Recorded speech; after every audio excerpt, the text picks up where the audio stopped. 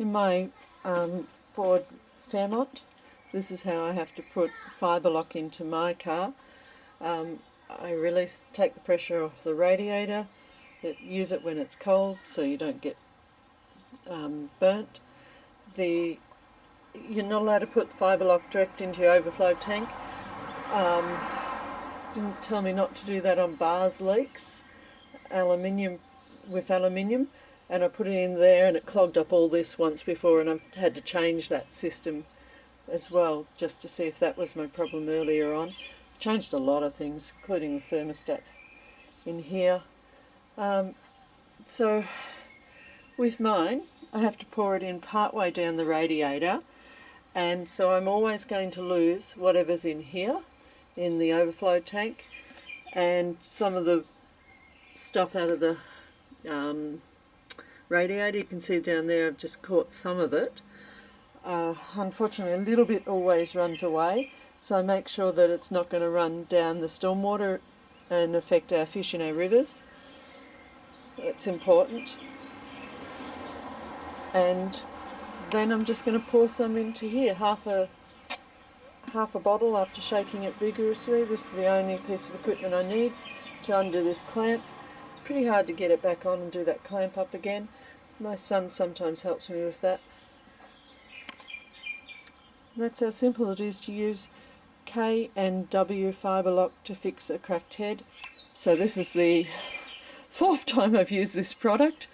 First time I took it away because I thought it was causing all my problems, but it was a faulty thermostat. Second time, just quickly, I'd had all my car repaired, including my transmission, and the car was running so well I decided to use gas again, and I can't normally use gas when it's running rough because gas is a little bit more temperamental. I mean LPG, that conversion system. So I lost it in a day. It overflowed just 2 doors down from where I had to stop and drop someone off who I was giving a lift home. So I got some water and got home, and I put the product in after that, and it worked. Fixed it again for a period of 3 months, and then, as I said, on the 1st of September when the puppies were born, the heater hose burst, and I've had problems since then with it starting to lose exhaust fumes into the radiator system again. So I'm trying it for the 4th time, and I think it'll work well. On Wednesday, this is Friday, I put K&W Fibrelock into my car for the 4th time, so you can do it over and over again, in the hope that it fixed a really major problem. This car had burst the water tap and lost all that product out of it from the previous times, and it started to play up again, and significantly played up on Saturday. I was doing 95 kilometres an hour on the freeway. Anytime I went up a hill, I'd have small backfiring sounds throughout the car.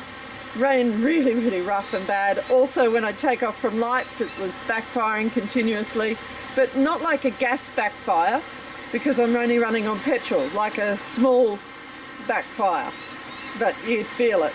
I was pleased, actually, that I was able to drive in front of an empty tow truck on the freeway, because I was really worried that I wouldn't get home. So I put the product in on Wednesday. I drove around for half an hour, and unfortunately it still backfired. So Thursday morning I raced up to my mechanic, who I use for most jobs, and they were wonderful. They tested my system to make sure there was nothing wrong with any of the electronic sensors, and it proved there was nothing. But unfortunately I then had to do 2.5 hours driving on the freeway at 9,500 kilometres an hour, and this time it didn't play up. So again, K&W Fibrelock has fixed my car for who knows how long. Yeah, but it'll be enough. It was important to me to find out whether it was fixed properly, because I was actually going in the direction of a car yard that I would prefer to buy from if I had to buy a second-hand car. And Fortunately, it just ran pretty well. Still a little tiny bit jerky when you're leaving from a give way sign, but that's about all. Now I'm putting the block checker on it and going to test it to see if it's fully fixed. I can tell that it's a lot better than it was because in 2.5 hours of driving, this can, oh, plus this was the night before as well. Hang on, let me see what I've got. That's all I got out of it. And that was from when I first poured it in on the Wednesday. I didn't empty that. So, ran for a while like that. Okay, now, this block checker fluid, it really is block check. Hope you can read that. You put it on your, you put it on your radiator if you have a radiator cap, but Fords don't. So you have to put it on the overflow, and you squeeze the bulb and draw up fluid through it. If that changes to yellow or green, and I know on my car I've done that before when this first was a problem, and it did change to yellow and green a couple of times, that shows that you've got your exhaust fumes leaking through and into your radiator system. Now, have I got that problem still? Not sure. Now, see here, my fluid's right up really close, and that could be drawn into there. So last time we used this, my son made this thing here, so it doesn't draw it up. The coolant, oh wow. My coolant's too high to test, because I'll just be drawing the green coolant into the blue fluid. So I would test this again when the fluid's lower, if I can get that situation to occur.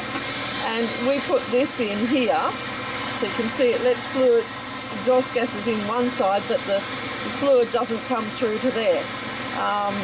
That will fit down there. It's a bit warped from being overheated before. Fits snugly, still lets the gases through on this side, but stops the fluid hitting it and going up. Shame I topped it up so high. Now I can't test it. Okay, I'm going to test it while the coolant is low and the exhaust fumes can easily come up.